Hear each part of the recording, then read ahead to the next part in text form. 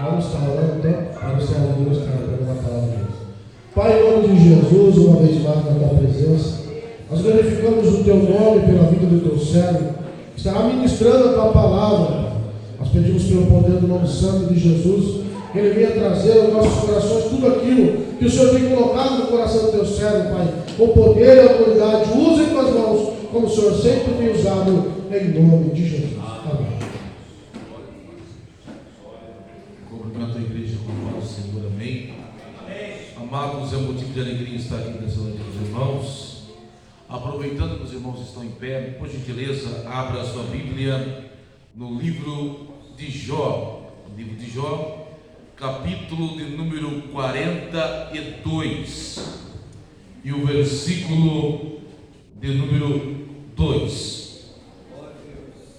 Jó, capítulo de número 42 e o versículo de número 2, onde o Senhor tem colocado uma palavra em nosso coração para compartilhar com a igreja nesta noite. Jó 42, 2. Quero agradecer ao pastor Edson e aos demais obreiros por esta oportunidade. Amém? Quem achou o texto? Amém. Jó 42, 2. Diz assim o texto bíblico tão conhecido. É Jó falando depois que Deus se revelou, né, a ele.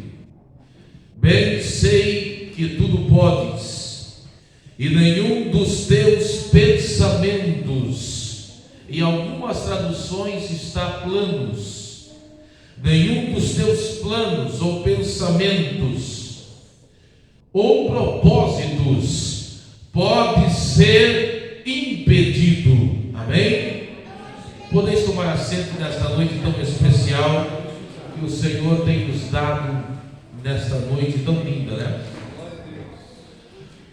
Amados irmãos, quem estuda o livro de Jó, o livro de Jó é conhecido por alguns como uma obra-prima da literatura hebraica. O livro de Jó, existe uma corrente teológica, nós aprendemos quando estudamos o livro de Jó. Existe uma corrente teológica que diz que ele é o livro mais antigo escrito na Bíblia, porque Moisés teria escrito esse livro no deserto de Midian, antes mesmo de ter escrito o Pentateuco. O livro de Jó, ele vai responder uma das questões mais polêmicas da existência humana, que é: por que o justo sofre? O livro de Jó, ele vai falar sobre isso. É interessante que quando o livro de Jó começa, ele vai começar num tom de narrativa, mostrando a vida de um homem rico, o homem mais rico do Oriente, um homem que tinha tudo, um homem que era muito sábio, um homem que era temente, um homem que era justo, um homem que era respeitado, que tinha 10 filhos. Possivelmente ele vivia na época patriarcal, porque o livro nos leva a crer que ele levantava de madrugada, ele vivia possivelmente numa época que era antes da lei, na época dos patriarcas. Ele oferecia sacrifício aos seus filhos, porque porventura eles tinham pecado contra Deus. Ele temia ao Senhor. Possivelmente ele era um homem que não era de origem israelita. Isso prova que nem todos que adoravam ao Deus único não eram de origem israelita.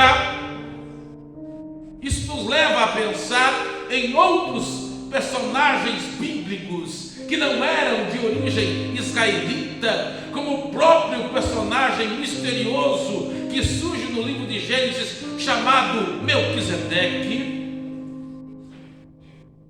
Mas De repente, se abre no livro de Jó, e isso torna o livro de Jó interessantíssimo.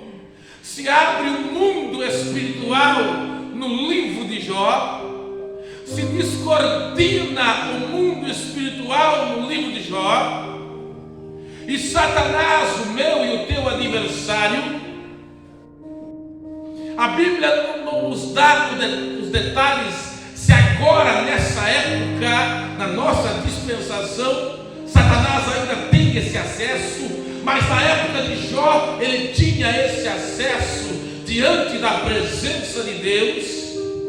E é interessante que Deus pergunta ao diabo: de onde vens? E ele vai responder: eu venho de passear, de rodear a terra. Isso prova que o diabo, ele não é onipresente. Se ele está lá no Japão, ele não está aqui. Isso prova que o nosso Deus, o Deus da igreja, ele é onipresente. Ele está no céu, adorado pelos anjos. Ele está na terra, adorado pela igreja. Mas o diabo não, porque ele é limitado. Mas o nosso Deus é ilimitado. Aí o livro vai nos dar mais riquezas. Se é Moisés, eu creio que é Moisés, na revelação que ele escreve, o escritor vai escrevendo, vai falar um diálogo interessantíssimo de Deus com o adversário. E Deus vai dar testemunho de Jó, vai dizer: tu tens visto meu servo Jó, fiel, temente, que se desvia do mal. Aí Jó, ou melhor dizendo, me perdoe, o adversário Satanás, ele vai dizer: como não vai ser fiel a ti? Como não vai se desviar do mal? Como não vai ser temente? Ele tem tudo, ele tem riqueza, ele tem tudo como ele pode ter, mas tira a riqueza, tira a saúde, tira os bens, e ele vai te blasfemar na tua face. Então aqui nós temos o diabo, ele faz um desafio. Você conhece a passagem melhor do que eu? E Deus então ele permite, há uma permissão de Deus. Talvez se tivesse o Clóvis, talvez se tivesse outro de nós, Deus não permitisse.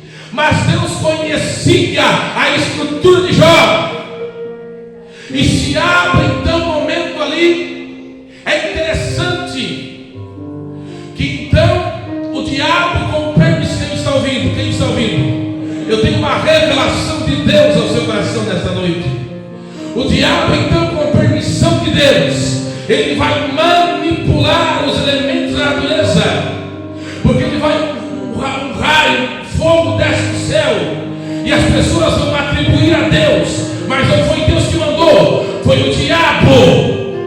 O diabo, com permissão de Deus, ele pode manipular a natureza. Um vento derrubou a casa em que os filhos estavam. O diabo, com permissão de Deus, ele pode manipular, porque o nosso Deus, ele tem todo o poder. O diabo vai até o limite, ele está na corrente. O nosso Deus tem todo o poder nos céus e na terra. E depois de já perder tudo, o diabo ainda, Deus permitiu ele tocar em Jó, do alto da cabeça até a planta dos pés, de uma chaga que a 7 metros de distância.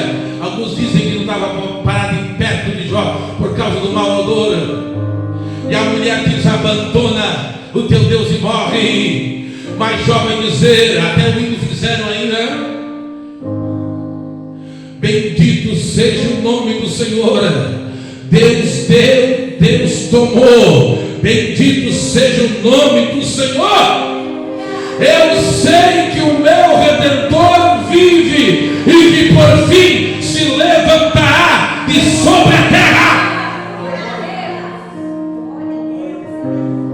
Aí vieram Bildade, Elifaz e Sofar, 3 amigos de Jó. Quem tem esses 3 amigos não precisa de inimigo. Cada um deles com uma teologia. Um deles diz que um espírito me apareceu de madrugada e passou por mim e me arrepiou. Cada um com uma teologia errada e errônea. E eles vão acusar, eles vão debater, e vão ser discursos, cada um apresentando a sua tese, e Jó se defendendo dos discursos de Elifaz, de Bildade e de Zofar. Mais adiante aparece um quarto, mais jovem, chamado Eliú. E lá no final, quando Jó já está cansado de tanto se defender das acusações dos seus amigos, o Deus eterno, o Deus todo-poderoso, se revela para Jó no redemoinho. E Deus vai dizer para Jó, em tom de ironia: Jó, onde tu estavas quando eu lançava os fundamentos da terra? E Deus vai se revelar dizendo coisas grandes e profundas da sua soberania e do seu domínio sobre a sua criação. E diante das revelações de Deus, Jó vai dizer: eu te conhecia, te ouvi falar, agora os meus olhos te veem. Em capítulo 42, quem está ouvindo, depois de Jó ouvir sobre as grandezas de Deus, Jó vai dizer: bem sei que tu podes, e nenhum dos teus planos, nenhum dos teus pensamentos pode ser impedido. Aí Deus chamou os três linguarudos. Sempre teve uma coisa, sempre teve linguarudo, Bildade e Zofar. E ele faz: vocês falaram mal do meu servo Jó, pede para ele orar por vocês. E quando Jó estava orando por eles, Deus virou o cativeiro de Jó. E o segundo estado de Jó foi melhor. Deus multiplicou tudo. Mas eu quero voltar aqui em pensamento. Eu quero voltar aqui em plano. Pensamento, irmãos, é projeto, plano. O nosso Deus, irmãos, é um Deus de projeto, é um Deus de plano. O nosso Deus é um Deus que projeta coisas lindas e extraordinárias. O nosso Deus nunca errou e nunca falhou. Irmãos, o nosso Deus nunca falhou e nunca vai falhar. O nosso Deus nunca perdeu e nunca vai perder. Eu pregava quando era novo, pregava errado às vezes, falava mal de Sansão, falava mal de Jonas, mas Deus não errou.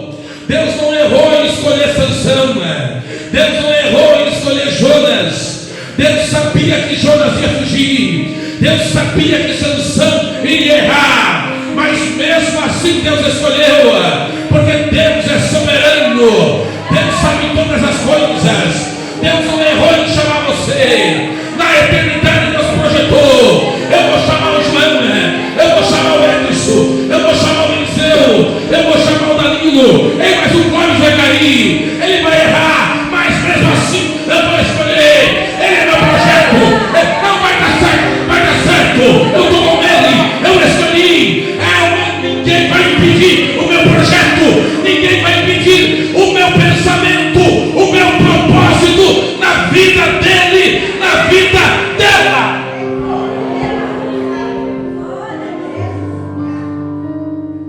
Irmão, se Deus fosse que nem a gente, irmão, tinha um pastor meu que dizia: se Deus fosse que nem a gente, nós estávamos no inferno com trigo e tudo. Deus não é que nem a gente. Porque se a gente tiver 10, tiver 9 virtudes e um defeito, o ser humano é assim: a gente esquece as 9 virtudes e só olha o defeito, não é verdade? Sim ou não?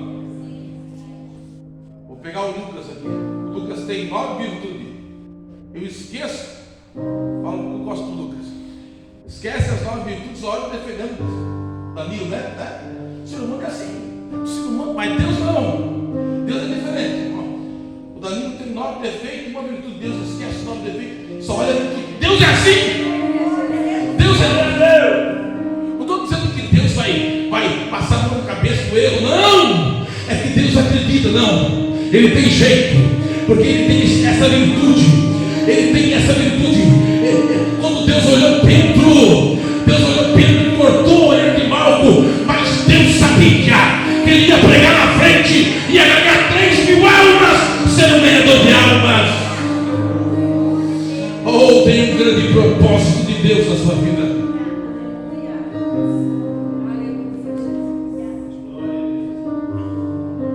Eu olho para a Bíblia Sagrada, eu vejo grandes, é sobre isso que eu quero pregar. Eu vejo grandes propósitos de Deus em nossas vidas. Grandes propósitos. Sabe qual é o primeiro grande propósito, o maior de todos? Há tantos, mas hoje à tarde o Senhor estava lembrando alguns. Primeiro grande propósito, o motivo de estarmos aqui, se você quiser conferir, Lucas 10:20. Primeiro grande propósito de Deus. Se a campanha é propósito, primeiro, o motivo de você estar aqui nesta noite, Lucas 10:20. Se você quiser conferir, primeiro grande propósito de Deus, e não vai ser impedido. Esse é o propósito de Deus e não vai ser impedido na sua vida. Bem sei que tudo podes e nenhum dos teus pensamentos. Lucas 10:20, quem achou? Olha o que Jesus diz: alegrai-vos antes pelos vossos nomes estarem escritos nos céus. Primeiro propósito, salvação. Você é salvo. Primeiro propósito, você é salvo. É a salvação da tua alma. É a salvação da tua alma. Você vai morar no céu. Tem um céu te esperando. Tem um céu te esperando. Tem uma morada eterna te esperando. Quantas pessoas nesse mundo, irmãos, têm tanto dinheiro, mas morrem e não vão para o céu. Mas você tem um lugar que não subiu ao coração do homem aquilo que está te esperando lá. Isso é o mais importante do Evangelho, irmão. Se esperarmos em Cristo, se esperarmos em Deus só nesta vida, somos os mais miseráveis. O mais importante do Evangelho é a salvação. E o Espírito Santo pergunta para nós nessa noite: somos salvos? Somos salvos? O Evangelho é uma religião que reflete para a eternidade. Para a eternidade. Porque tudo aqui se acaba, irmão. Lá no céu não vai ter 22, nem 13, nem 45, nem 15. Tudo se acaba. Lá no céu não vai ter política, nem ideologia, não vai ter nada. Só vai ter santo, santo, santo, santo, santo, santo, santo, santo, santo, santo, santo. Mas enquanto isso, eu sou cidadão. Mas se hoje eu partir para a eternidade, aí tinha um folhetinho, né? Que dizia: onde passarás? Alguns questionam esse passarás, porque a eternidade não passa. Eternidade não passa. Onde estarei na eternidade? primeiro propósito é o propósito da salvar. Quem é salvo, hein? Quem é salvo, hein? Oh, manachu yaramagama tuya nagaha. Mirinda na tuya mandarava suya nagash digas. Lamio, papai. Lamau edius yamanácias. Mas há um segundo propósito. Se o primeiro é a salvação, o segundo propósito. Atos capítulo 1. Estou pregando sobre grandes propósitos de Deus para a nossa vida. Segundo propósito. Atos 1:8. Atos 1:8. Mas recebereis a virtude do Espírito Santo que há de vir sobre vós, e ser-me-eis testemunhas, tanto em Jerusalém como em toda a Judéia, Samaria e até os confins da terra. Recebereis poder. O segundo propósito de Deus é eu ser cheio do Espírito Santo. Quando eu olho para a igreja de Atos dos Apóstolos, eu vejo os discípulos buscando poder. Eu vejo eles buscando a presença do Espírito Santo. Irmãos, nós não venceremos sem o poder do Espírito Santo. Os dias são maus. Os dias são difíceis como nunca antes. Eu não sei quantos irmãos, mas eu, Clóvis, eu sinto opressões. Às vezes não conseguimos orar. Quem passa por isso às vezes? Dobra o joelho, não sai nada. Eu não sei os senhores aqui, às vezes, não sei se o pastor passa por isso, não tem mensagem. Eu vi o senhor um dia falando aqui, não tem mensagem às vezes. Não, por quê? É uma opressão, é uma luta, é um bombardeio do inimigo. Não é sério isso? É uma luta constante. Os jovens estão aqui, é lá no colégio, é lá na empresa. Se nós não formos cheios do Espírito Santo, Lucas, se nós não recebermos, vocês brincando, os músicos também passam por isso. Se nós não recebermos um revestimento do poder de Deus, vocês viram aí esses vídeos do TikTok aí, né? Como o poder do mal, há uma nuvem satânica, irmãos. Às vezes nós que servimos, vou falar uma coisa forte aqui, irmãos, geral, às vezes nós não oramos. Vou falar quem está ouvindo, às vezes nós não oramos o suficiente. E eu sou o primeiro, eu me coloco aqui, ó. Às vezes nós não oramos, não jejuamos, não buscamos, mas os filhos das trevas ficam jejuando, ficam orando, ficam se consagrando. Há uma nuvem, irmãos, satânica, demônios. Mas em nome do Senhor Jesus, vamos buscar o poder de Deus. Vamos se revestir do poder de Deus. O nosso Deus é maior. O poder do Espírito Santo de Deus é maior.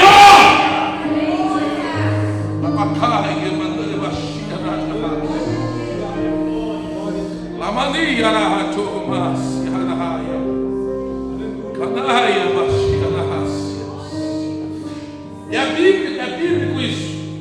Quando Paulo chegou em Éfeso, capítulo 19, quando Paulo chegou em Éfeso, capítulo 19 de Atos, ele encontrou 12 varões, 12. Ele perguntou, os 12, vocês são batizados com o Espírito Santo? Não. Daí Paulo, não, vocês têm que receber o batismo. Tem que receber, porque não dá. Porque Éfeso era uma cidade dominada por demônios. Havia ali um principado ali, irmãos. Havia ali um principado dominando aquela cidade. Irmãos, é forte. Esses demônios que se manifestam na igreja e que nós expulsamos são os mais fracos que existem. Quem sabia disso aí? Os demônios mais fortes manipulam a mídia, atuam no cinema, atuam na área da política, manipulam a mídia, estão atuando, manipulando. Se lembra lá no capítulo 10 de Daniel, o príncipe da Grécia e o príncipe da Pérsia, quem se lembra? Eram demônios poderosíssimos. Daniel orou 20 dias para receber a resposta da oração, mas ele recebeu, porque o nosso Deus é poderoso. Irmãos, precisamos do propósito de ser cheio do poder do Espírito Santo.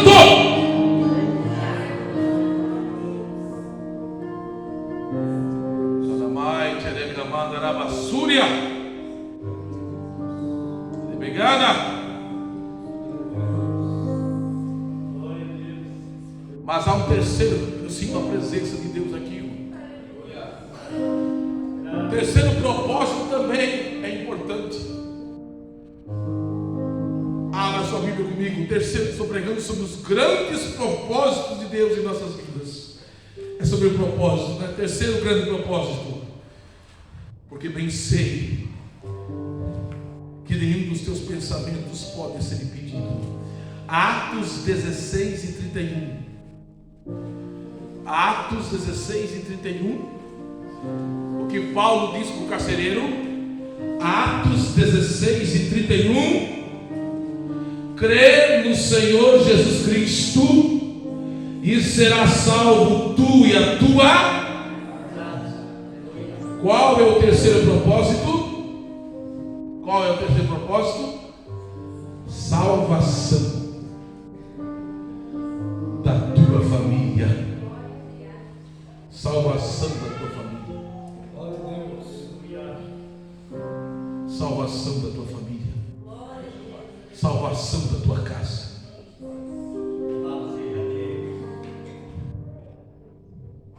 Aí você vem para a igreja, mas a sua esposa não vem, seu marido não vem, seu filho está nas drogas. Eu vou dizer de uma forma geral, tá, irmão? Teu marido está desviado e você enfrenta uma batalha. E às vezes você pensa até, meu Deus, não adianta, faz campanha. É uma luta. E não é fácil, irmãos. Mas Deus está dizendo, não desista. Há uma promessa, tua casa, tua família será salva. Tua família, os teus serão salvos. Tua família não vai perecer. Tua família não vai perecer. Tua família.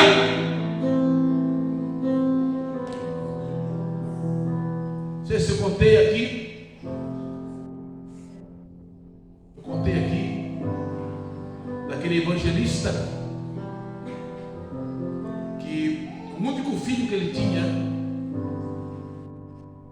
desviou. O único filho que ele tinha, filho único.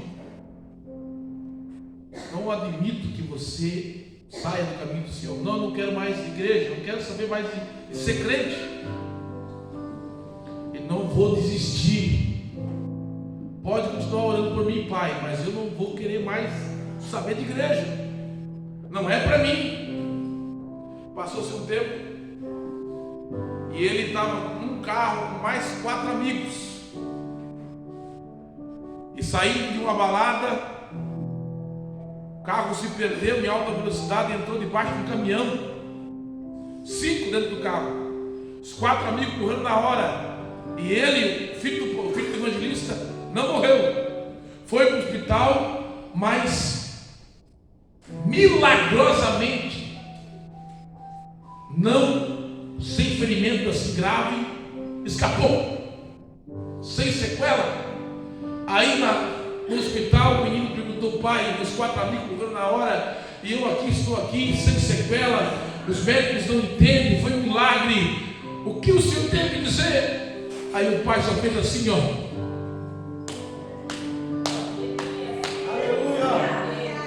É porque o pai está orando. É porque o pai está orando debaixo do joelho. Irmão, você não sabe o poder da oração. E o menino voltou, irmãos. Esse é apenas um dos testemunhos. Eu conheço pessoas que oraram 30, 20, 40 anos. O marido voltar, para a esposa voltar. São muitos e não desista, irmãos. Não desista. Continue orando. Creia no Senhor Jesus e será salvo tu e a tua casa. Há um propósito de ser salvo, tua família.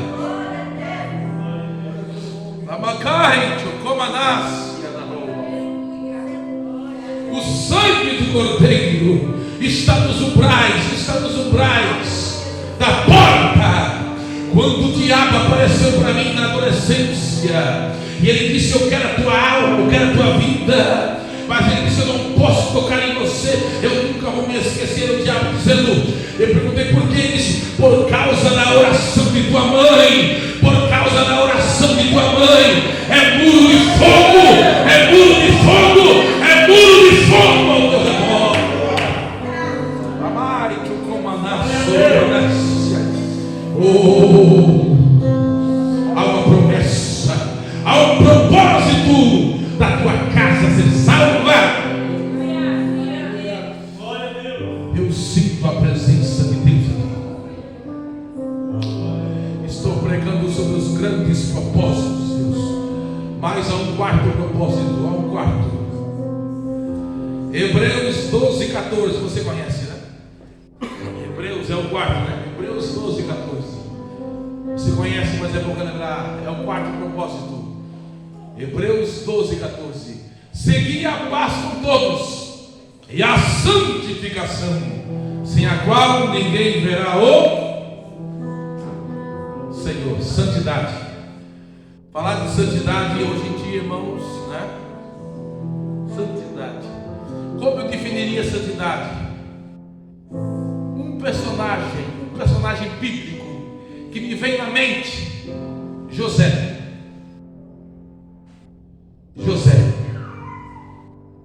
Aí me lembrei da passagem, aquela mensagem que o Senhor pregou naquela terça-feira, não me sai da mente. Judá. O Judá, ele desceu por conta própria, né? Ele saiu e buscou ali, se uniu, saiu por conta própria. O José foi levado, ele não queria ir para o Egito. O José tinha tudo para viver. Não, já que estou aqui escravo mesmo, né? Mas quando a senhora, a mulher do general do faraó, disse: só está eu e você aqui, deita aqui comigo. Ele disse: não vou pecar contra o meu Deus. Vou pecar contra o meu Deus. Santidade.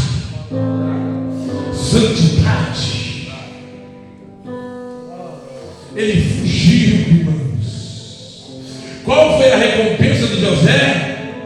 O calabouço. Mas Deus honrou ele.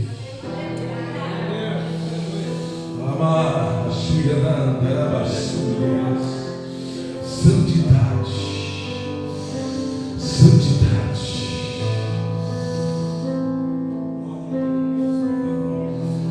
Numa geração corrompida, irmãos, numa geração tão terrível,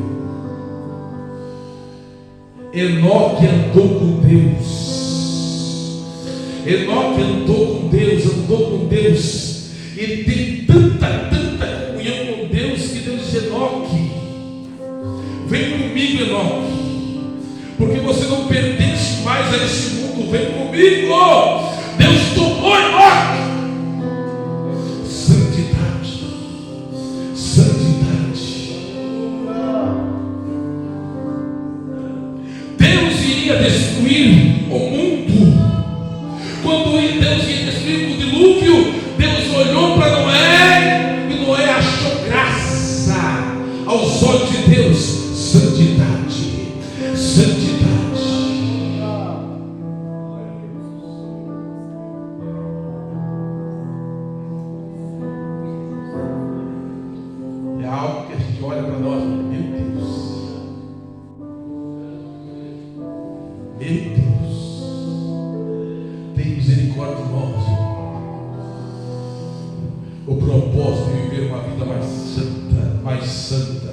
mais santa, mais santa. Moisés, ele estava no monte, e no monte o seu rosto brilhava como anjo. Arão estava embaixo com o povo, e ele foi corrompido. Isso aqui é forte. Se você pegar isso aqui da mensagem, eu vou repetir. Moisés estava lá em cima no monte, e lá em cima no monte, ele, com a comunhão, com a santidade, seu rosto brilhava. E Arão estava embaixo, envolvido com o povo, e o povo, com a corrupção do povo, ele se levou a fazer um bezerro de ouro.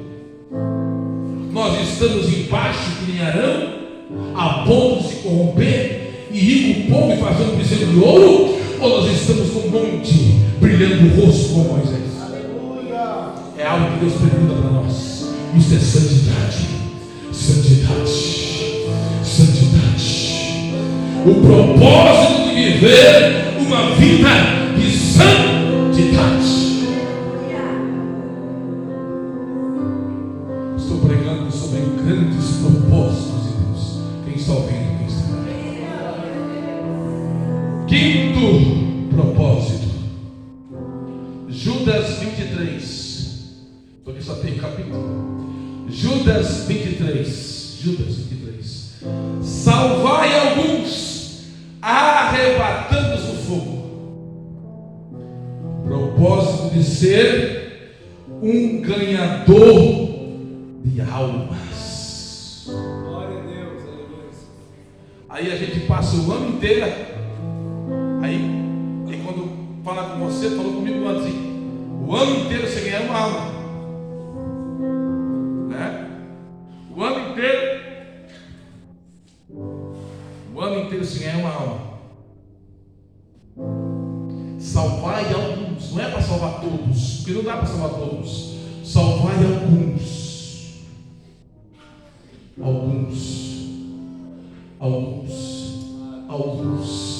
Alguns que você puder salvar.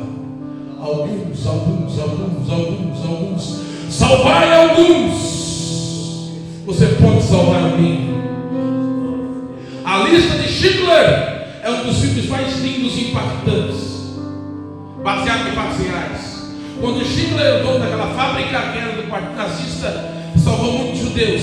Ele vê os judeus que ele salvou, e ele vê um anel que ele podia vender e salvar vidas. Ele vê o que ele podia ter feito. Ele olha para os judeus e começa a chorar e dizer: eu podia ter salvo mais. Esse anel daria 3, 4, 5 vidas. Eu podia ter salvo mais. Eu posso fazer mais. Eu posso ganhar mais. Eu posso me esforçar mais. Eu posso fazer mais. Eu posso fazer mais. Eu posso. O propósito de ganhar almas. Eu fazia mais.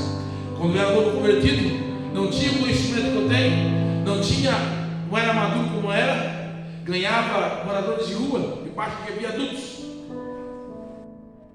A gente deixa o fogo apagado, não que o fogo apague, né, irmão? Mas aquela vontade do novo convertido. Na verdade, se perguntássemos aqui, muitos faziam, quando éramos novos convertidos, faziam muito mais. A gente começa a se acomodar. Podemos fazer mais. Salvai alguns, arrebatando-os do fogo. Propósito de ganhar almas. Sexto propósito. Já estou acabando, quem está ouvindo? Aí um texto fantástico. Atos 17:6. Atos 17:6, a parte final. Atos 17:6. Atos 17:6. Esses que alvoroçaram o mundo, que têm alvoroçado o mundo, têm chegado até nós. Alvoroçar é agitar. Eu acho que eu preguei aqui um dia que agitar é mover, mudar as coisas. Uma terça-feira eu preguei aqui, o pastor Edson deve estar lembrado que eu disse que falei da Coca-Cola. Alguns estão lembrados aqui, né? Que a Coca-Cola, quando criaram a Coca, quem gosta de Coca? Quem gosta de Coca? Quando criaram a Coca-Cola, era para ser uma bebida alcoólica, mas por causa da influência dos puritanos, ela não se tornou uma bebida alcoólica. A influência da igreja. Quem fez o epósito comigo a história da igreja? Quem fez a história da igreja? Foi um livro que eu lecionei. A história da igreja, falamos que por causa da influência de Martinho Lutero, no EPOS, aprendemos isso no EPOS, no curso teológico, a escola pública hoje, acessível a todos, foi por causa da influência de Martinho Lutero, da reforma protestante. Então, irmãos, a igreja, ela influencia em todas as áreas. A igreja influencia. José de Arimateia era um discípulo de Cristo, político. Daniel, político. José, vice-governador, político. Sempre houve influência de homens de Deus na história. A igreja sempre teve a sua influência. Nós temos que influenciar, fazer a nossa parte, incomodar o inferno, fazer a nossa oposição enquanto estivermos aqui. Esse mundo só não é pior por causa da influência da igreja. Nós somos o sal da terra, nós somos a luz do mundo. Segunda Tessalonicenses 2:7. Porque o mistério da justiça já opera, mas há um que resiste, até que do meio seja tirado. Esse um que resiste é a igreja, é o Espírito Santo que está com a igreja. E eu fecho a Bíblia e falo do último propósito. 2 Reis 13:21. Eu queria que alguém lesse esse propósito. Eu termino com isso. 2 Reis 13:21. E eu termino com isso. Eu queria que alguém lesse em alto som esse propósito. 2 Reis 13:21.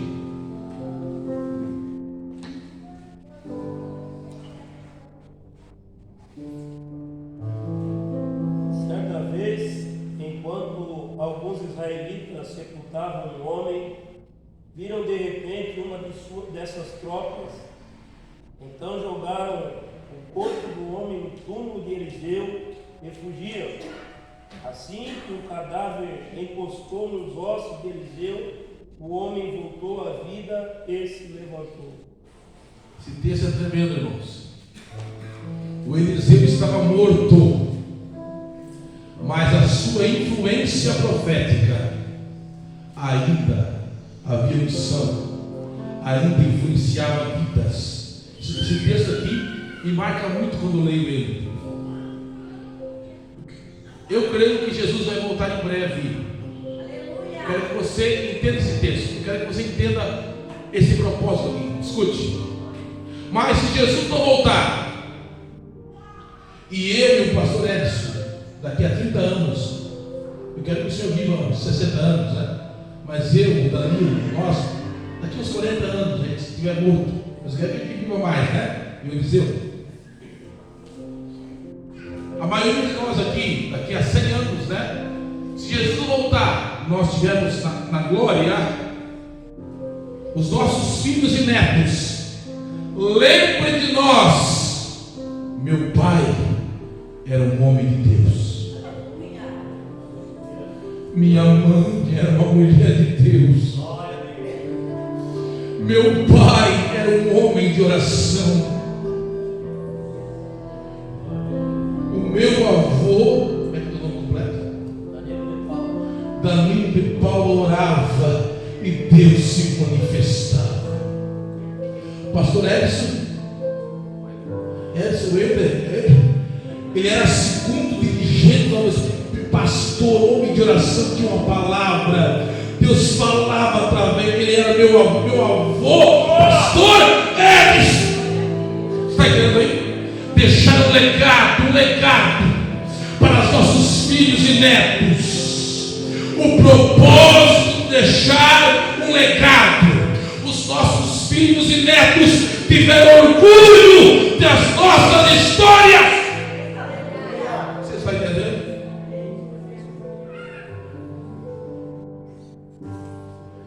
Abacai, se coloque de pé.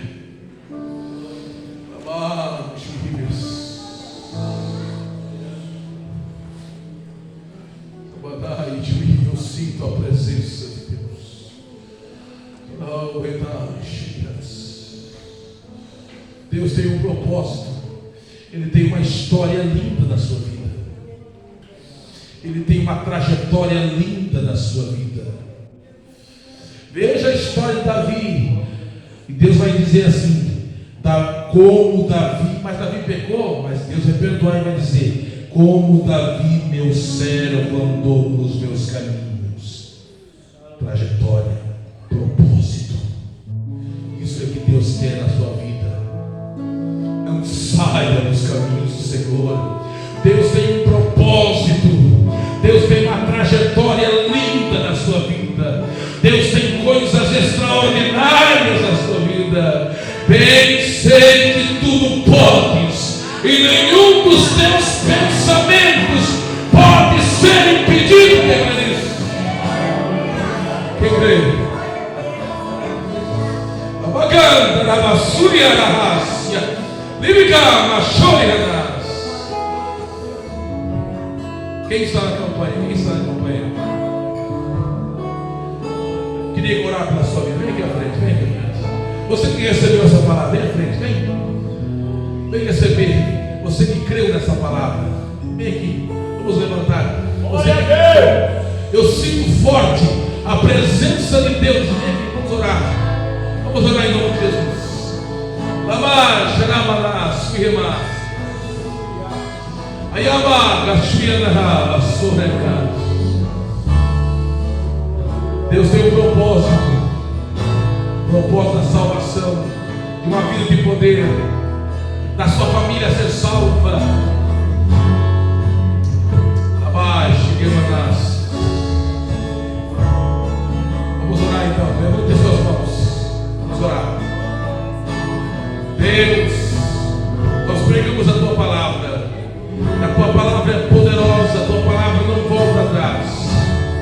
Pai, sabes, Deus, que nós vivemos dias difíceis, nós vivemos dias conturbados, vivemos dias onde o inimigo tem se levantado contra a tua igreja, mas a última palavra vem de ti, Senhor. Tu prevalece em nossa vida, tu prevalece, Pai.